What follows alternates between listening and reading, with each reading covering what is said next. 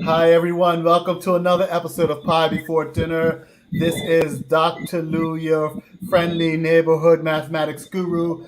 I have with me two fascinating parents that I'm going to talk with tonight on our episode entitled Parents, Power, and Possibilities in Mathematics. You are listening to Pie Before Dinner. So I have with me Mrs. Tamika Miranda from Bermuda. Tamika, just say hello to the audience. Hi. And Mrs. Naya Archie in a location to be unnamed. No, Jackson, Mississippi. Naya is visiting us from Jackson, Mississippi. We're so happy that we have parents in our group, in our audience, in our community that hail from these different sectors of the world, and we're happy to have you guys on the air. You are known to me. You are known to my community, known to my network. Tamika, we've worked together for years as colleagues and friends, and Naya, friends and colleagues we had met at Illinois State University. Yeah. Naya, in fact, Naya Archie, you, the audience would not know this, and I'm gonna just call it out. You were one of the OGs of Pie Before Dinner. It was Oh, one day really? out of the blue, I got a text message from Naya, and the text message. Now you have to know me in order to get this. The text message had in it just a picture of a math problem, and that's anybody who knows me. That was a prompt. That was a prompt that said, "Okay, that's like a bat signal. If you send me a math problem, that's like the bat signal." And so I began to engage in this back and forth, back Well, and I forth knew tutorial. exactly who to send it to help us out. Hey, and I bet you sent it to me as a test. Do this, try that. I can see you. Well, Yeah, but those are fun days. yeah, Yeah, we needed some help, and I knew who to call on, but we did try it first, and I thought I had the right answer, but after you helped us work it out, I found out I didn't. But thank you. yeah, no, I appreciate that. In fact, but it was that interchange that said to me, look, I have to find a way to connect with parents very differently, particularly mobile and remote and online and doing things different ways. And who knew it? But with the world of COVID and moving into the virtual spaces, having to connect more broadly, and this was the kind of stories that Pie Before Dinner was born out of. So I'm so thankful for your support, and we've continued that tutoring throughout the last year or so, and that's been a real. It's just been awesome. And I see your lovely daughter just came into the car. Where's she coming from? Hello. Yeah, she has piano on Wednesday, so I just sit out Okay. in the car and kind of read and stuff. Awesome, awesome. I remember saying to her, I think in one of the exchanges about when she was sharing her math, because I think what happens is you were exchanging back and forth, and then you got tired. Then you said, "Here she is," and then Yes, and so like one of the it was things, too much because I was the middleman. So I said, you know what? She has a phone. yeah, Hayden, you can build a relationship with Lou yourself. yeah, yeah. No, I Just appreciate that. as you would your teacher in the classroom that you're Yeah. learning now with virtually. Who knew you'll be doing this? You have to communicate with your teacher virtually before those guys Okay, went back okay. to oh, I thought that was me. Before No, those that was me. guys went back to they're on a hybrid schedule where they go 3 days a week. They're virtual Hmm. 2 days a week, but because we have a lot of working parents, if you're virtual and you don't have a sitter for your child, you can come and they have a huge gym. Um, Hmm. so they space them out in the gym even on their virtual days. And she goes because of for the social aspect Yeah. of it. Now I So want to talk. I'm going to talk more about that, Naya, because I want to get into that. One of the things I remember is saying to your daughter that she has a really good math mind. I really liked it. I was impressed with how she was communicating her ideas. And sometimes, and I know parents, if you're listening to this and you're wondering about how to engage young people, one of the things you can do today that can radically change their math experience is to give them space, time to communicate their ideas. And you're gonna find, I mean, they communicate. They maybe not communicate in the mathematics, but they can communicate. And so giving them space and time, finding out how they communicate is really, really a helpful tip. I didn't want to get into that so early, but that's really, really helpful. Let me shift, guys. Tamika, let's start with you. How are things going? 2020 has been a crazy year. Totally. I mean, people are saying I had a 220. I had a 2020 year, right? Like, what's it been like for you? How are you and your family doing? How are you guys navigating this space? So for us, it was quick. So the whole like shutdown of the island, going home, being stuck at home in March, it just happened overnight.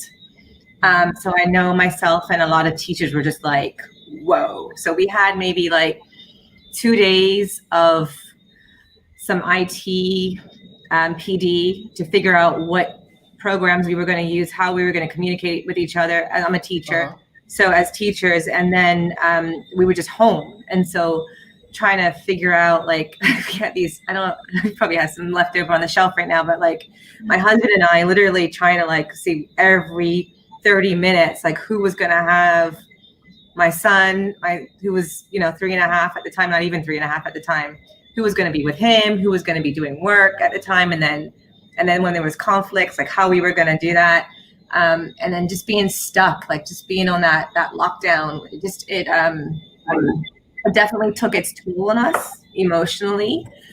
Just not being able to have, grandparents as support and being able to see them and different things like that. I mean, my mom found every single way to, get to us or drop something off at our doorstep, whether it be a soccer ball or something like that. But it was just, it was really tough. I don't want to go back there ever again. Yeah, I mean, these are interesting times, right? We just don't. These are interesting times. We're not sure. How it's going to go. Yeah, but we keep waiting to get past 2020, and then something else happens, right? It's the COVID-19, and then the Black Lives Matter, which was the disruption of life due to police brutality, police violence, and then it's just one thing after the other, and it's in certain places downturns. May have hurricanes. Go ahead, Naya. We've had I said in some places may have hurricanes. I know we've had a few floods during COVID-19 here in Mississippi. Wow. One big flood. Yeah. And we had 2 hurricanes. Well, one and then a threat of one. So, but yeah, it's just so that came right as school was starting back and things were getting back to normal for us. So yeah, I know Louisiana and Mississippi have had their. So how are your families, Naya? How's your family holding out? How's 2020 been for you?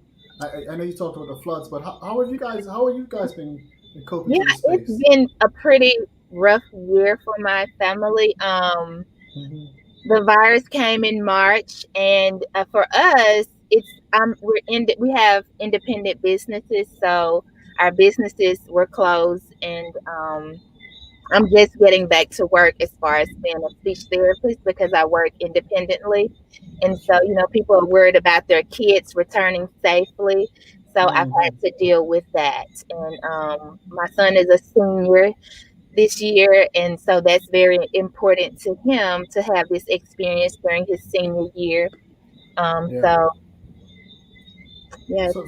let's talk about that. What's your thoughts about so your schools did they just return back to school full time, or have you been at the in person for a while? Where I work, no, they came back September 15th, and I actually have an office, and so I see kids, at the office one by one. With speech therapists, it's kind of hard to wear a mask, so we have to kind of do like the dentist, where we take your temperature, of course, and you rinse your mouth with hydrogen peroxide, and then you come in because we can't have masks to teach you a sound, and for sound placement, we need to be able to see your mouth and show you where to put your tongue to or where your lips should close, for a P or a B sound. But yeah, so we have to take the same measures as dentists as far as for the speech therapist. I know I have because I work with children. So yeah. What about you, Tamika? how's this impacted your work? Are you guys back? So yeah, full-time? we at the middle of June we went back. So we had like a trial run about what it was going to look like, and about half or just over half the students came back to our school. And then we had like a month to sort of get ourselves together and revamp ourselves, get healthy again, and then a month of PD, and then by September we were full on. Everybody's back at school. We definitely have our protocols. It was tough, but we talk about speech therapists and stuff, but like getting our special ed students who needed those extra supports, being able to see their therapist. It was a bit of a wait. I know parents were really nervous and anxious about their children. I know myself, I'm actually going through that as a parent, just whether or not the therapist would be able to come into the school, whether the therapist would be able to see their children. Talk about like our community. I bet some of us have the ability to pay for that privately, but a lot of us are waiting for the public or the government sponsored therapists to come in, and I haven't seen them as yet. So let me push the question a bit more. Let me ask you, as parents, what are you seeing from parents where you live as well? Naya, let's start with you. What are you seeing from parents where you live? How are they responding to the crises that continually come, and how do you see their lives being impacted? What have you noticing? Well, okay. Job wise, I work about an hour away in a small town, and it covers a rural area. So I think a major problem is transportation, where they have been relying on the school buses. Now the school buses aren't running because the kids, they can't be 6 feet apart on a bus. So they have to bring them back and forth to the school, and so that's been a problem. So you have a lot of them; they're not there. It's a class with 0 people, then a class with 2 people or 4 people. So I think the transportation in the rural areas has been a problem. And then because those people still have to work, they still have bills to pay. And so another problem is the technology in certain areas. I know my son, he's in public school, but my daughter, she's in private school. My daughter, they already had computers, but my son, like, if you have a computer, that's fine, but it's not like mandated by the school. So a lot of kids, they didn't have them because like every public school district is now ordering all of these laptops or iPads, and they're saying, well, I know a lot of kids still don't have them. So what they're doing, those kids in the public school is completely virtual. And what those kids are doing, they're those kids, some of them don't have a computer. So I mean, I've heard quite a bit about that. Tamika, what about you? What are you seeing? What are parents going through from your lens? So I work in a private school, and honestly, you could probably know more right now about the rest of our community in Bermuda here. Unfortunately, I feel so disconnected, more than I've ever felt when it comes to these sort of issues. So in my private school, I feel like parents just excited to have their children back at school. Like they're loving the fact that there's some normalcy, and that they're. I know that Naya talked about socialization. I think they're excited. Is everyone there? Yeah, we're here. Okay, I think they're excited that. Just trying to run a production. Okay, yeah. me. Sorry. They're excited that their friends, that their kids are able to see their. Sorry. Their kids are able to see their friends. I think some people are still a little nervous because I think we've got this thing called a bubble. Yeah. But we're like, okay, well, is this really keeping us safe, or is this just keeping that group safe from my group? So I do find that that parents are nervous, family in particular, like. Yeah. Sorry. All right. Look, no. You just froze for For a second. You're back now. Transportation was an issue for our family for sure. Just using the buses and things like that, and I haven't been able to really know like what's happening with my neighborhood. So I know, but that's serious, right? Isolation, that's serious. Let me push and ask some more. So you, with all of this going on, with the kinds of things we've had to adjust to in 2020, particularly with COVID and lockdowns and this social distancing, with all of the changes. On top of this, there's the demands at home with family. Then there's schooling and how are you, Naya? How were you able to, when we connected through this medium, you were such an advocate of the mathematics, right? How did your life shift, change, adjust as your daughter and your son went into virtual learning? What role did you take on, and how was that enhanced or not? Well, for my son, even though he's the oldest, he's a boy and he's 17 and he's just, ready to get out of high school. And you would think that would push him to be the more active one, but I basically had to get a schedule and basically guide him and say, okay, call him in the morning and wake him up and make sure he's in front of the computer with the camera where the teacher can see his face and not covered up. With my daughter, she pretty much took her own role and did what she was supposed to do. But with him, I really did have to take more of a leadership role in making sure that he was doing what he was supposed to do. And as far as submitting the assignments online, especially stuff like math, because the teacher will want to see the work. You just can't provide an answer. They want to see the work. So he would have to write it out on notebook paper. And then I would have to use my phone to scan the documents and then somehow submit it through Google. But I figured it all out.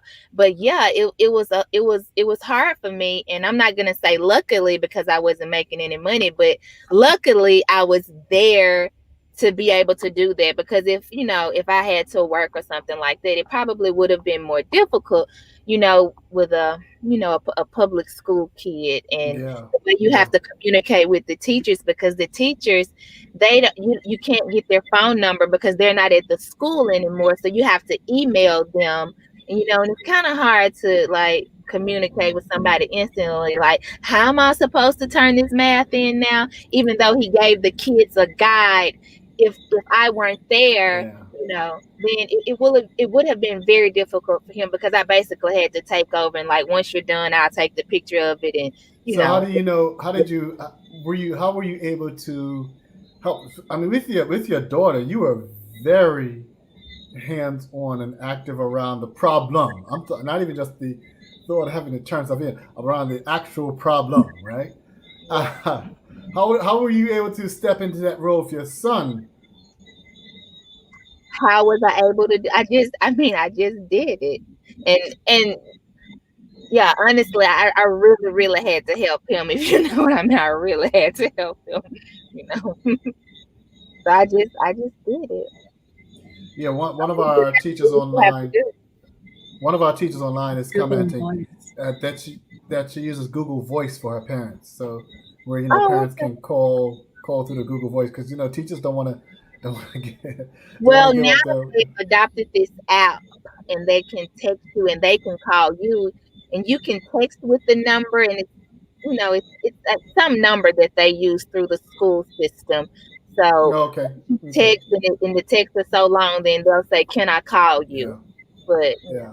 But I like that about this pandemic has taught us to do so many.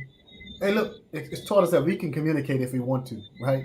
It's taught us that we can be innovative and shift and do some things. Tamika, let's shift to you, because you are a teacher. You are a teacher.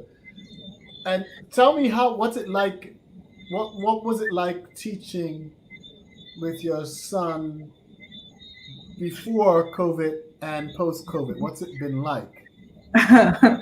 So I had 2 weeks before school actually started back. So I had like an Easter break, which I thoroughly enjoyed with my son. I was like, okay, I can do this. I got this. So, it was pre-Easter.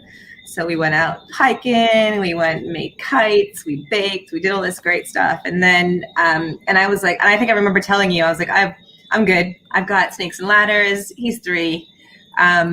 We got shapes going on in our house. So I felt okay. And then I started teaching and I was like, I haven't spoken to him. Can you just take him out, please, so I can finish this lesson? I really felt like I felt like I neglected my child for. Wow, that's serious. I really that's do. Real. Tamika, paused you for a second there. When I early on, I remember you posted a lot of videos of your son learning, right? And maybe when COVID did COVID shift that, because you would study how he was learning stuff. And I think I still study how he's learning stuff, but it was just, I was trying to figure out how to get my students to do their learning and how to, like, I think I was watching a lot of your shows because I was like, okay, I gotta do this. I gotta make it relevant. I gotta give them the good stuff. And I'm up all night trying to figure out, I would put your show on Wednesday nights just to like push myself to do the good stuff for my kids, for my students, it's a kids. Great plug. But not my own kid. Like it was like, okay, like I had the 10 grams out. He was like not doing anything with it. I left him a food coloring one day, and my carpet's blue now. It's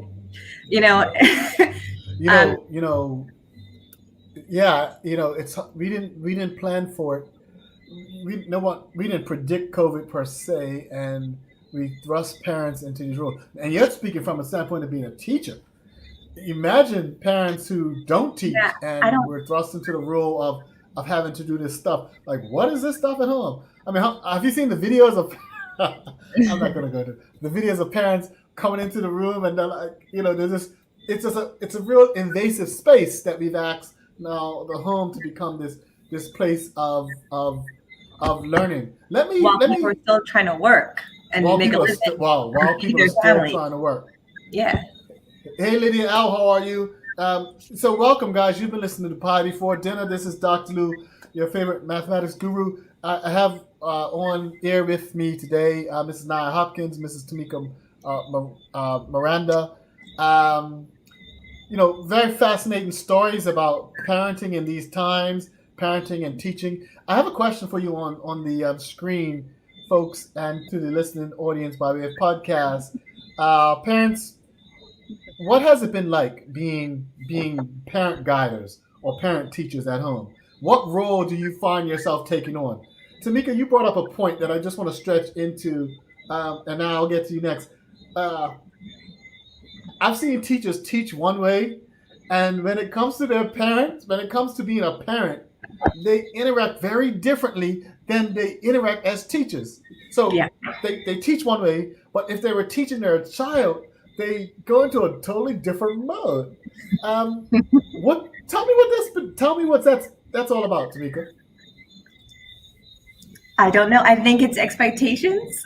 I don't know what it is. Do you know what I'm talking about, though? I do. I think I do. I do, because there's sometimes where I'm like, okay, I'm gonna give my student time.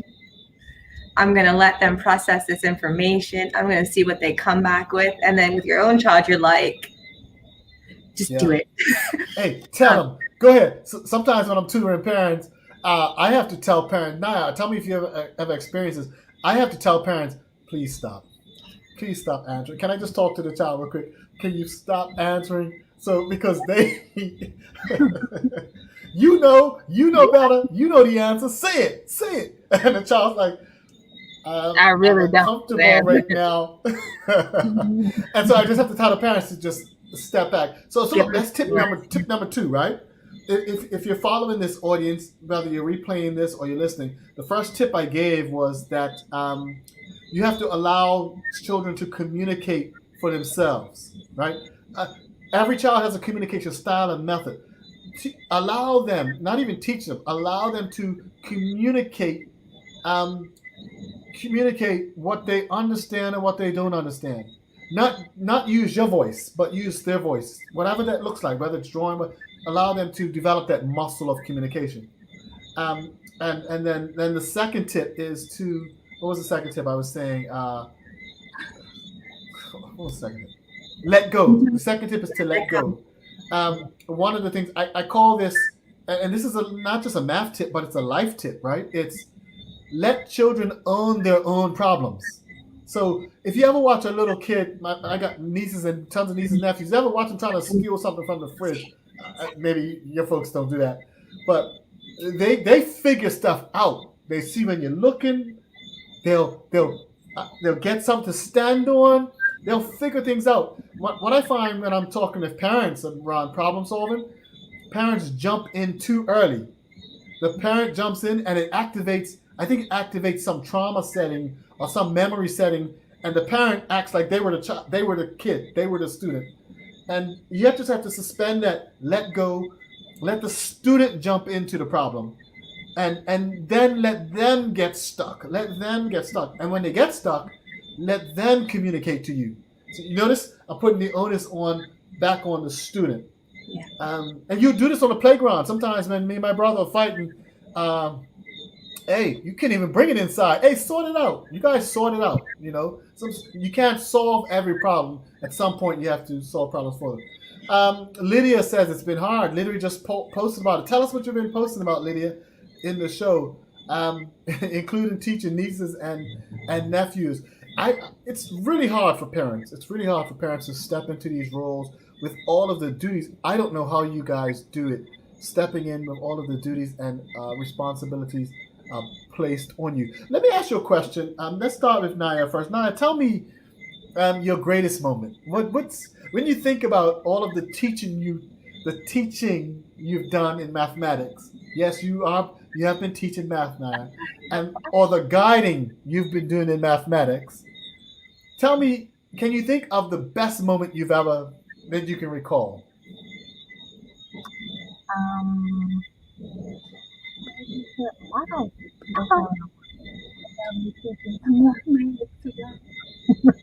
She's laughing. see, she probably knows the real, huh? You know it, like. I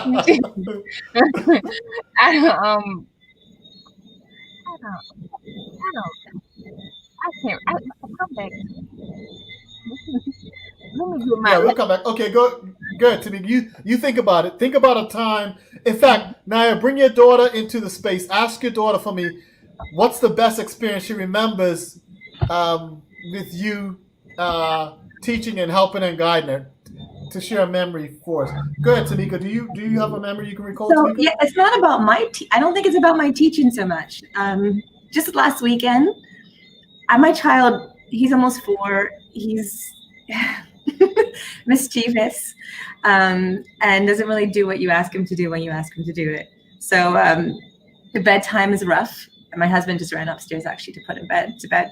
But Saturday night, he was in my closet and it's late. And I'm like, what are you doing in there? You need to go to bed.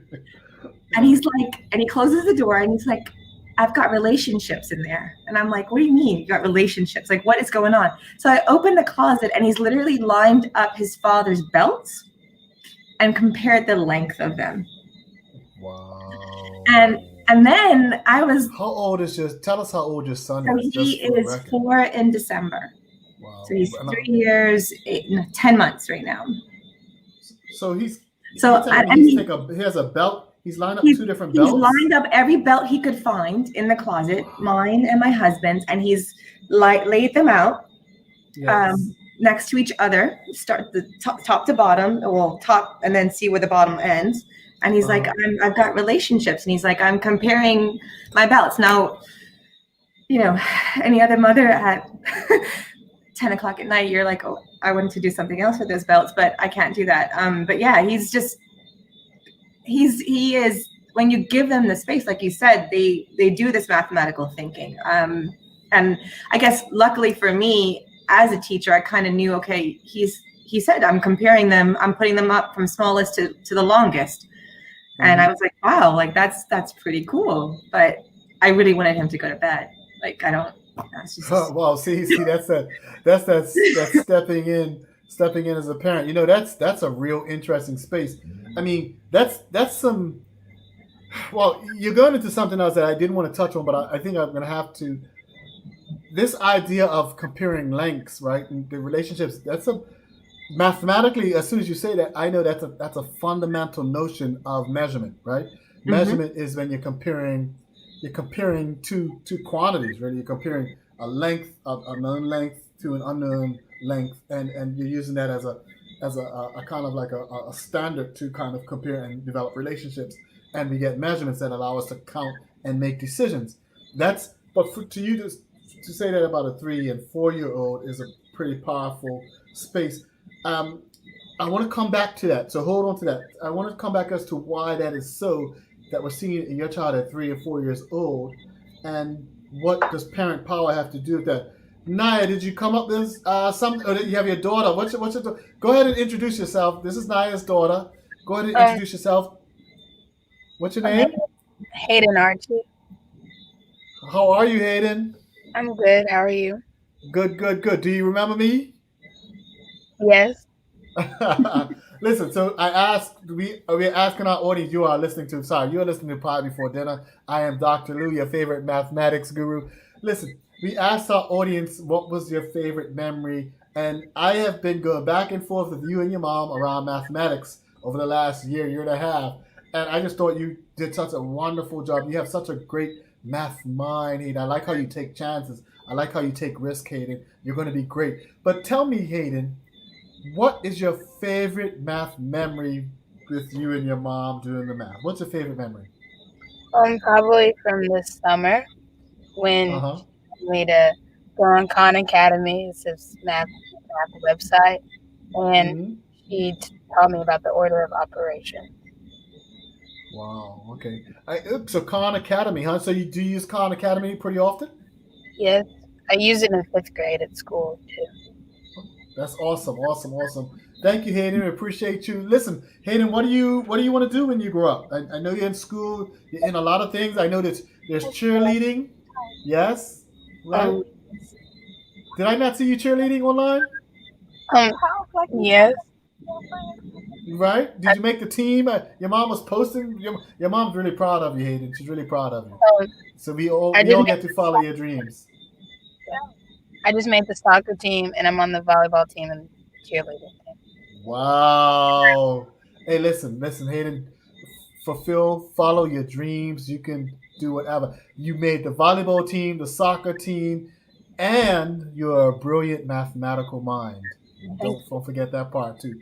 Pleased to have you. Thank you for being on Pie Before Dinner, Hayden. We appreciate you. Thank you. Naya, you have a wonderful daughter, Naya.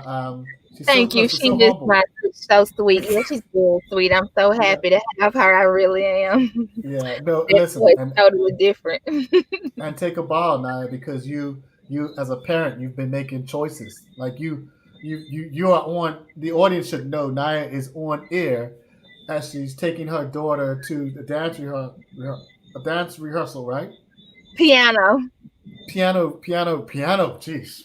Now you do piano rehearsal, and you've been doing this interview in the car. I really appreciate you. Those are kind of sacrifices that I see for the audience that listens to this and doesn't understand Black families and Black communities. What you just witnessed, I see all the time in Black families. Don't let people sell this narrative that this doesn't go on in Black communities. I see parents making sacrifices. In fact, Lydia's comments on the screen now. Lydia said she had a talk. I guess I can't quite understand this, Lydia, but you had to talk to someone about more flexibility. A publication, I guess you had to do, but you needed more flexibility so you can give your daughter what she needs. And I see parents, and you'll do her job later. I've seen parents make those choices every single day the same kinds of choices. So I appreciate you, Tamika. We appreciate the sacrifices you guys make. Speaking of sacrifice, you are listening to Pie Before Dinner, and this is Talking Math with Dr. Lou. I have with me Tamika Miranda from Bermuda. I have with me Mrs. Naya Archie from Jackson, Mississippi. But speaking of sacrifices, Tamika, you touched on a point that I really want to push into. That parents, I like this, and it's the nonconformist part of me. It's the rebel part of me that likes this. What curriculum do you use? Like what curriculum are you studying? What curriculum is your son exposed to? So my son has entered into his second year as a Montessori student. I was studying Montessori, so I'm also a Montessori teacher, but I teach at the first grade to third grade level, and he is in the 3 to 6 year old level. So he's now in his second year of Montessori. Wow. No, I love that. Lots of hands-on experience. What led you to that? The hands-on philosophy. Yeah. The love for learning philosophy. I got to go to the school and observe one day. They had open house, and everyone was speaking the same language. And it was always about the hands-on experience and the conceptual learning. Sorry, Naya. Listen, Tamika, is interesting because your message is important. I grew up as an educator, always trying to defend the public education, right? Or defend this kind of education, defend that kind of education. I've stopped all of that. I'm not defending anybody's education system. I believe parents have a right to choose a platform that really brings out the best in their children. COVID has taught me something slightly different. In addition to that, COVID has taught me that parents have the right to do whatever it takes. Mm-hmm. The emphasis, whatever. Now, whatever it takes to educate you, whether it's homeschool, the home learning, whether it's choosing different curriculums, hodgepodge. In fact, one of my mentor colleagues calls it remixing. And in remixing, I want Black families and parents to understand that we might have to pull from different pieces. And we may have to pull from Montessori, guys. Montessori has a belief system that children are capable of doing things and building great concepts from an early age. I love that space, that children don't have to be just lectured to, that they're capable of stuff. So what you described in your three-year-old, going 4-year-old, is something that we try to emphasize at 6 and 7 and 8 and 9. And so I like the fresh start around you making these kind of curricular decisions. Now, I posed this question to parents. I don't know if you see, I want to share my screen, but let me see if I can share it, because I posed this question, a set of questions to parents around what's their greatest challenges in teaching and learning mathematics. What's their message to other people? What are they finding?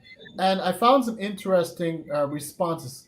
Can you guys? You can see my you can see the tab. Let me put that up.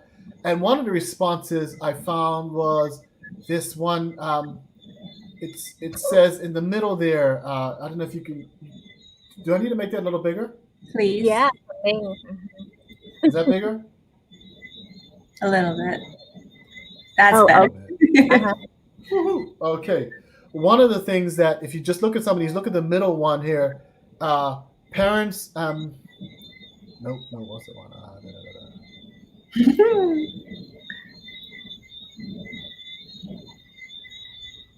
Yeah, it's this idea. I'm gonna highlight it real quick. This one here, and I'll make it a little bigger for you so you guys can see it. This idea, thinking outside the box, hands-on learning, doing things outside with different materials, and I think that's really, really important. Another good friend of ours in Pie Before Dinner, her name is Terry Tyrrell. Shout out to Terry, Dr. Terry Tyrrell. She mentions this thing that I think is really important.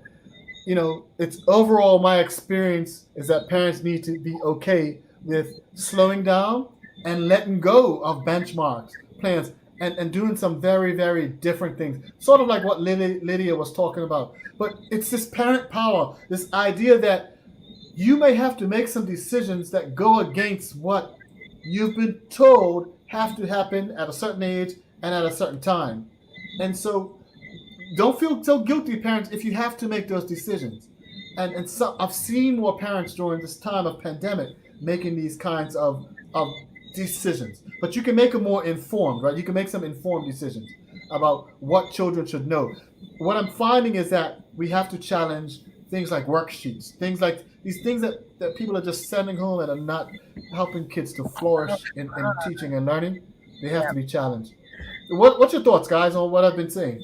So for me, I think for our communities, when we think about that hands-on learning and the slowing down and the exploration, the one thing that 2020 has brought for me and for people around me is that there's so much more available now. People were so giving. The Montessori community, for instance, there's so much. You don't have to be, your child doesn't have to be a Montessori student, but the materials were very expensive in a classroom. But now there's digital forms of it, there's printable forms of it. Like there's so, like even for us as teachers right now, we were scrambling to be like, how do we still make this hands-on? How do we still get to explore things? And there's so many teachers out there who are willing to make the materials in printable form for you to use, finding other ways to do it at home.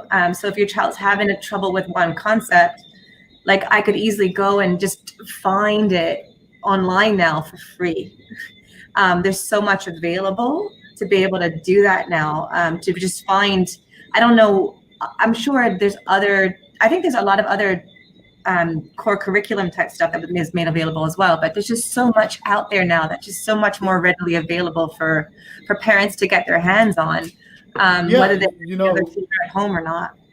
There's a if you go ahead, if you Google, I'm going to show you, if you go ahead and Google parents, for example, just to touch on your last point, if you go ahead and Google this thing called open source curriculum. So the thing about curriculum is that you can move beyond your school, parents.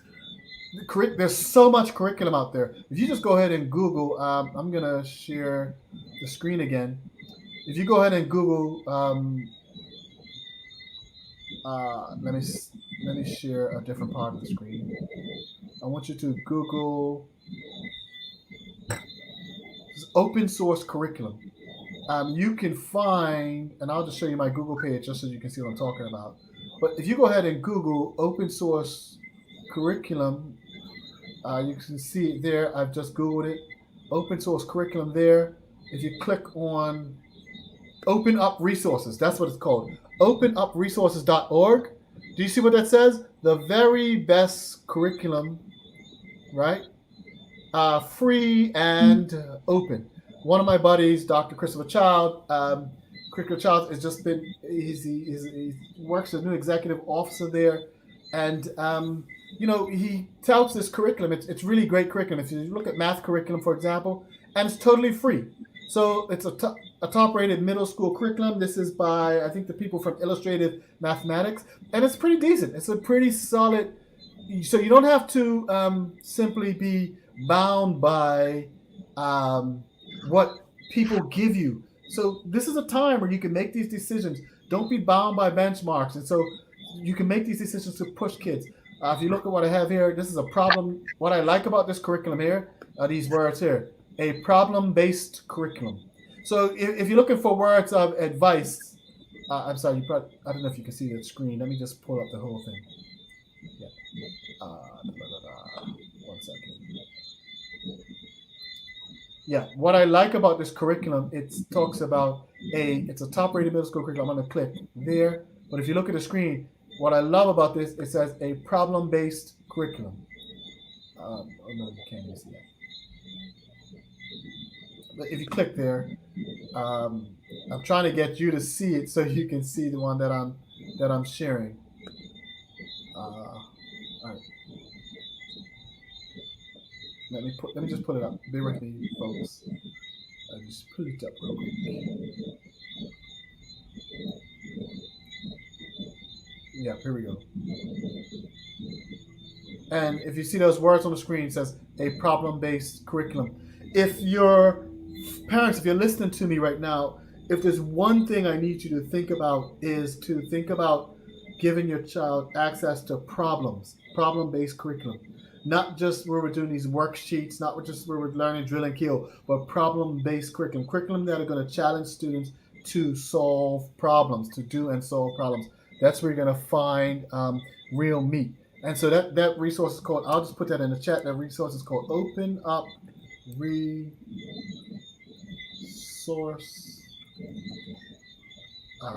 Lou, does this go down to younger grades as well? I think this one is just openupresources.org. I think this one is just middle grades. Let me just go back and check.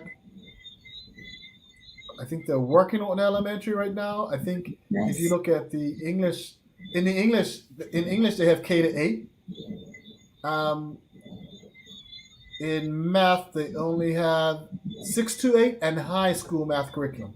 But then there are other curriculum. Some people use an iReady. There are different curricula out there, but you just don't have to be stuck. You don't have to be stuck by what's simply being presented to you. So use those kinds of resources, guys. Openupresources.org. I just want to share that.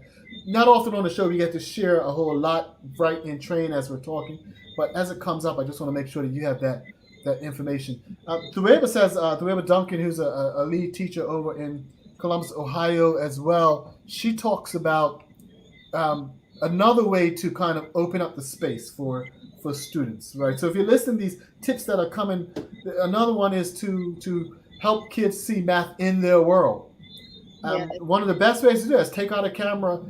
Now you've one of the things you've done so much. One of the things you've done with the your restaurant as well. I've watched your cooking videos as well. Your healthy cooking videos. Not only that, I've seen you practice science. Is it making hair products, making soaps and stuff, right? Yeah. I've seen you do that. So that's STEM. You're literally doing STEM, right? And so bringing students into that world is helpful, right? And Thueba says, look, somehow help to make math relatable. They can appreciate the value. So there's so many things around the home that are relatable to young people that can use in mathematics. Prior to COVID, we were going to do something like that at my daughter's school. They have this once a year. It's not a fundraiser, but it kind of is. It's a way to raise money, but it's called Arts on the Green. So they allow the kids to sell, I think, up to $500 worth of anything that they make themselves. And this, they didn't have it because COVID happened. It's usually in the spring. But I was going to show her how to make soap, and then she was going to sell it at the school, but we were unable to do that this year. So maybe we'll do it next year. Oh, yes, that makes sense. But but document that, Naya. Document, and they have so many good activities around that and STEM. Now, listen, one thing, Naya, just to build on your point, we had a show here called Finding the Joy in Your Mathematics, and by the end of the show, we changed the title. In fact, we're gonna redo that title and it's called Finding the Math in Your Joy. And so your daughter is into dance, and so dance is probably a very piano. She's not a dancer. She's learning piano. Isn't she a cheerleader as well? Yeah. Okay. All right. She's not a dancer. Now my head's bad. My head is bad. My head's always been bad. She's not a dancer. My head's always been bad. Listen. So, piano. Finding the joy and connecting the mathematics in the piano, the scales that are being used, and the representation, the quarter notes, half notes. There's so many things that we can find in the things that we like and that we love. Around it. Look, let's take some parent questions, and let's take a parent question. I asked parents, what are some of your top questions that you wanted to ask around mathematics teaching? And here's one of them. I've put it in the chat just for parents to see, but I'm also going to show it here. One is, what are the top 3 to 5 things parents should try to emphasize related to learning math, especially math only? But let's talk math. Tamika, why don't you take a stab at that? What's something that you think? Let's Naya, Tamika, let's go back and forth. What are the top 3 to 5 things parents should try to emphasize as when children are trying to learn mathematics? Problem solving. Yeah. Problem solving. Solving problems. It's so I had this question myself because even for someone like my child who's so much younger, like just trying to figure out strategies to find a solution to something, and giving them, like we keep saying, giving them that time and space to do it. For me, but like I don't know, like when my son, we just started a memory game with him, and he has to figure out how many things are left. Like, is that color left anymore for him to even find it, right? And he's like, oh, no, daddy has one, mommy has one. There's only 2 of them, so I've got to find a different color. But just for him to think through that, that for me is the one, maybe the top one, the problem solving piece. More specifically, like when I think about, like, as a parent though, I'm like, well, should he be counting? Should he be knowing his shapes? Like at a young age, I'm thinking I don't really know. But when I teach, I know there's a big emphasis on number sense, place value. So I don't. It's really a harder question than parents. No, you got to answer all of them. Yeah. I put some in the chat. Just some of the things you were saying around problem solving and not just problem solving, but time and space to communicate and do for themselves. Parents do too much cuddling, too much trying to do and tell. The thing about problem solving is that you can do it for young people. Let's take your son, for example, 17. He plays video games, right, Naya? Well, not at my house, but he goes to his friend's house to play video games because I think, you're getting ready to be a grown man. I don't like it. Grown men playing video games. I play video games myself. Well, I'm just saying. All right, you're gonna come on my show. You're gonna come for me? You're gonna come for me like that? No. I got you. And I'll go back. I see you, Terry. Terry likes what you said about strategy. I want to go back to that. I'll go back to that, Terry, as well. But what I've watched about young people who play games, and I have a nephew who plays Roadblocks. My nephew and my niece, they play Roadblocks. Roadblocks can be very educational. I've seen young people play Minecraft, Roadblocks. I've seen them play Fortnite. I've seen them play all sorts of games. Now there are educational games out there. I love puzzles and these kinds of games. They are very good in getting your young people to build strategy. But what I notice is that when they get stuck, they do not come to you. Right. They go. My nephew will go online and look at YouTube, and he'll look at different YouTube strategies and decide which one he likes, and then go and imitate it and try it in the space.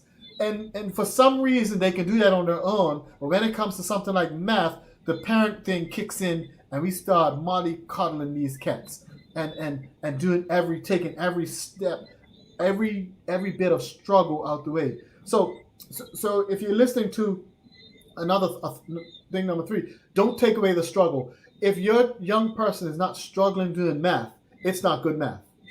Every mathematician I've ever known, and I've known a few, has struggled when they do mathematics. It's a cognitive struggle is a very good piece, and I'll talk about that in a second. But back to what Terry's saying. Yeah, Terry, slowing down and thinking about, and maybe I'm just going to put this on screen because we should emphasize this, and because I know this has come up in our conversations as well, Naya. Yeah. Don't get so addicted to the answer. The answer is important, folks. Trust me, the answer is important. But don't get so addicted to the answer. Be more addicted to the strategy, the strategizing, the thinking. Fall in love not with your child's answer, but fall in love with their thinking. I love how you think. Some people say not to. I like saying that to young people. I love how you think. I love what you think. That's like communicate. I think that piggyback on what she was saying about problem solving, and when she said what's left, by me being a speech pathologist, I automatically went to the language aspect of that. And I think when we're doing math, we often disconnect the language aspect of the question. And it's not that connection. It's like math to a kid is like totally math, totally, trying to get the answer, but they get lost in understanding what the question is asking them. And like when she said, asked her son, what do you have left? And I immediately thought about, that's more communication, that's more language, understanding what this question is asking me. And I think that's a big problem for anyone doing math, like trying to understand what the question is asking. Now, this one is big. I've had a lot of time to think about that particular question. Mm-hmm. And one parent has asked, in addition to that question, is, so I said to let go. But what I didn't say is, if you let go, what should you do in lieu of letting go? So once you let go, and a child's doing a problem, ask questions. But parents, which brings up to a dilemma. What questions should I ask? Yeah. And I was trying to think. You don't even know. Like, I said, especially if the parent doesn't even know for like a 12th grade math problem. That's right. But I found out a good metaphor. Parents. Okay, I will. A good metaphor. Be a gossiper, meaning you ever had somebody tell you a girlfriend, a guy friend tell you some juicy information that you had never heard before, and you want to find out? What do you say? What do you say? Who told you? When? Where? We go into investigation mode. When you want to find out something that you want to know about, you go into investigation mode. So parents, when a child is doing a problem, step back, let them do it. 2, as they're doing it, right? They should have some cognitive struggle. If not, that's an indication, number 1, to me, that they're not being challenged enough. But there's some cognitive struggle. As they get into the cognitive struggle and you step in at some point, even if they're finished, I start to probe and investigate. Like I'm an investigation on a scene and a murder, something has happened and I need to find out information. So we ask what we call probing questions. I'm going to put a site down just in the chat real quick. Listen, this is not rocket science. You can Google right now. It takes 30 seconds, 10 seconds, 5 seconds maybe to Google probing questions, but I'll put a link down in the chat. And not only will I put a link down in the chat, I'm going to just share my screen and just go over an example of what I mean by some probing questions really quickly. All right, so that's in the chat, and you'll see it come up on the screen. You guys can see the chat? See the screen? Mm-hmm. Okay, so that's some types of probing questions, and I'm just going to move it down to kind of the different kinds of questions that you have. Let me see. So there are 4 kinds of questions. There's a managerial questions that keep operations moving, rhetorical questions, closed questions, open questions. Look at open questions. There are questions used to promote discussion and student interaction. A lot of times, parents ain't asking you questions. What I just say, they don't really want to get into those student interaction and student discussion. So you kind of have to switch off the discipline mode, switch off of the authoritative mode, and switch onto the probing question. And probing questions could be like, if you want them to clarify, it could be things like, hey, what do you mean? What did you mean when you wrote that? When you wrote that, what did you mean? Can you rephrase that for me? Can you elaborate on that? What do you assume? What are your reasons for thinking that this is so? Having them to explain their strategy, refocusing. If that's true, then what, right? Or how does this answer relate to the question? What's being asked? Prompting question. You want to know what's the square of 94? And your student says, I don't know. Well, the teacher says, well, what's the square of something else? So you're asking a question. People don't like this in conversation, but it's actually great teaching. Answering a question with a question, right? Redirecting to another student. So there are different kinds of questions, probing questions that you could ask. Another way to think about this, guys, I hope this is helpful to some parents out there. Another way to think about these probing questions is to think, I don't know if you guys ever been to a counselor. I don't want to wish this on anyone. I'm not gonna I'm It's sorry. okay to go to counseling. No, counseling is good. Counseling is very good. I'm not gonna overly assume and jump into people's lives, but if you go to a counselor, they'll ask lots of probing questions. Really great therapeutic probing questions. And so let me just switch over my audio real quickly. I think I'm losing it. All right. So counselors will ask them really great probing questions. They'll say things like, "Hey, tell me more. When you said this, what do you mean?" It's that non-judgmental stuff. But oftentimes when I talk to parents, parents will really sometimes make judgment, right? So you need to switch off. And Terry and I had a conversation about that. Terry, why do parents tend to be more authoritarian sometimes when it comes to that kind of question? And sometimes it's hard. Tamika, do you find that sometimes it's hard to switch off parent mode? It is, and it's that discipline piece that you said, right? So you're wanting to teach your child how to be disciplined, but yet when do you switch that on? And when do you keep it on? Yeah. So I'll give you two more hints, and then we're gonna kind of close out for the evening. But one more thing, Naya, you brought up something that made me think about something. I just want to bring this up to the parents, and let me stop sharing my broadcast so I can see. Ignore formal language. Sometimes parents get caught up with you not saying the right thing mathematically. Ignore that. Let children express things in the way they express stuff. Because the goal is communication, the goal is strategy, and so let them communicate in the way that they can. You might want to bridge that later, but don't get overly focused on formal language, scaring them out of the math, right? Allow them to focus on the things that they can. Number 3, we brought up, and I'll put that back on. Focus on strategy. The answer is important, but focus on strategy, because all of these standardized tests and testing are asking them to do strategy. And there's so many games out there right now. Gameplay is a great way to focus on strategy. Gameplay. And I'm not saying you have to spend hours and hours on PlayStation. I see Naya's yawning, so we'll close up real quick, Naya.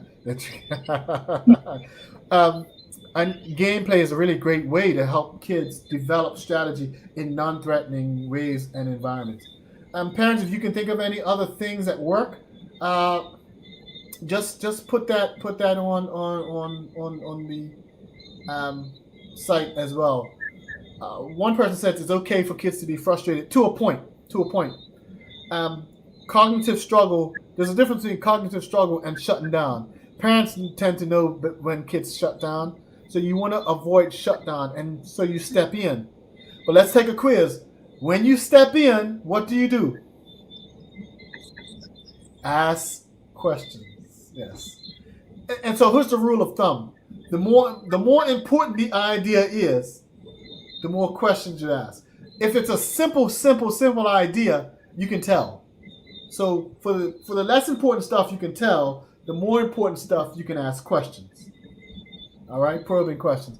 Well, I hope that's been helpful. Look, we're coming to the end. You've been watching Pie Before Dinner. This is Talking Math with Dr. Lou, your friendly neighborhood mathematics guru. I am here with Mrs. Naya Archie and Mrs. Tamika Miranda. Thank you for joining me tonight, guys.